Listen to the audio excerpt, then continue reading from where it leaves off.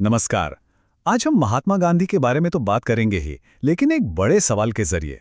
सवाल ये है कि हम इतिहास के बड़े बड़े नायकों को, महान हस्तियों को आखिर समझते कैसे हैं। चलिए इसी सवाल की पड़ताल करते हैं। सबसे पहले जरा इस तस्वीर पर गौर कीजिए। ये 1930 का वक्त है।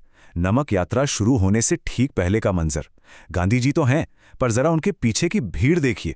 ये जो जनसैलाब उमड़ा है ना, ये पहली ही नज़र में साफ कर देता है कि ये कहानी सिर्फ एक इंसान की नहीं, बल्कि बहुत बहुत बड़ी है। अच्छा, जब भी हम किसी देश के बनने की कहानी के बारे में सोचते हैं तो दिमाग में क्या आता है? अक्सर कुछ गिने चुने हीरो वाले चेहरे, है ना? इतिहास की भाषा में इसी सोच को ग्रेट मैन थ्योरी या कह लें कि महान व्यक्ति का सिद्धांत कहा जाता है। तो सवाल फिर वही आकर खड़ा हो जाता है कि आखिर एक राष्ट्र बनता कैसे है। और देखिए, जो सबसे आम जवाब हमारे पास होता है वो अक्सर सबसे आसान और सीधा साधा भी होता है। कभी सोचकर देखिएगा, हम अक्सर पूरे पूरे देश को बस एक नाम से जोड़ देते हैं। जैसे इटली का नाम आए तो गैरीबाल्डी, अमेरिका तो जॉर्ज वॉशिंगटन और वियतनाम तो हो ची मिन। ये एक तरह का शॉर्टकट है। हमारी आदत सी बन गई है इतिहास को ऐसे ही समझने की। और जब बात भारत की आती है तो ये चेहरा कौन है? बिल्कुल सही, महात्मा गांधी। उन्हें राष्ट्रपिता की उपाधि दी गई है। और ये सिर्फ एक टाइटल नहीं है, नहीं, एक ऐसी पहचान है जो इतिहास में उनकी जगह को, उनके कद को हमेशा के लिए पक्का कर देती है। और देखिए, ये पहचान उन्हें ऐसे ही नहीं मिली। आज़ादी की पूरी लड़ाई में उनसे ज्यादा प्रभावशाली और सम्मानित नेता शायद ही कोई और था। तो ये जो दर्जा उन्हें मिला है वो किसी भी तरह से गलत नहीं है।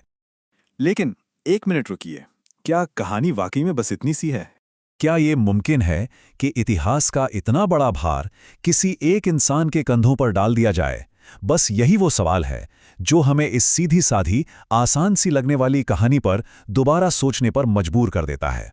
और यहीं पर एक बहुत गहरी बात सामने आती है, वो ये कि व्यक्ति चाहे वो कितने भी महान क्यों ना हो, वे इतिहास बनाते भी हैं और इतिहास से बनते भी हैं। यही वो एक लाइन है, वो सोच है जो पूरा नजरिया बदल देती है। इसका मतलब क्या हुआ? मतलब ये कि ये एक टू वे स्ट्रीट है, एक दो तरफा रास्ता। कोई भी इंसान अपने वक्त से कटकर महान नहीं बनता। वो अपने समय को आकार देता है, तो उसका समय भी उसे आकार देता है। तो अब हमारे सामने दो नजरिए हैं, बिल्कुल आमने सामने। एक आम सोच है जो कहती है कि महान लोग इतिहास बनाते हैं, लेकिन एक इतिहासकार की नज़र से देखें तो बात कुछ और है। वो कहते हैं कि इतिहास भी महान लोगों को बनाता है, और सिर्फ बनाता ही नहीं बल्कि उनकी सीमाएं भी तय करता है। और जानते हैं, जब हम इसी नए चश्मे से गांधी जी को देखते हैं तो ये साफ नजर आता है कि उनका पूरा राजनीतिक करियर, उनका सफर उस समाज की ही देन था जिसमें वो जी रहे थे। खास तौर पर इतिहासकार एक खास दौर पर हमारा ध्यान खींचते हैं, 1915 से लेकर 1948 तक का वक्त। अब सवाल है, यही दौर क्यों? क्योंकि यही वो समय था जब गांधी जी भारत में पूरी तरह सक्रिय थे। और इसी दौर में एक अकेले इंसान और एक पूरे के पूरे आंदोलन के बीच का जो रिश्ता है ना, वो सबसे साफ दिखाई देता है। तो फिर अगर हमें पूरी कहानी समझनी है तो एक इतिहासकार की तरह सोचना होगा।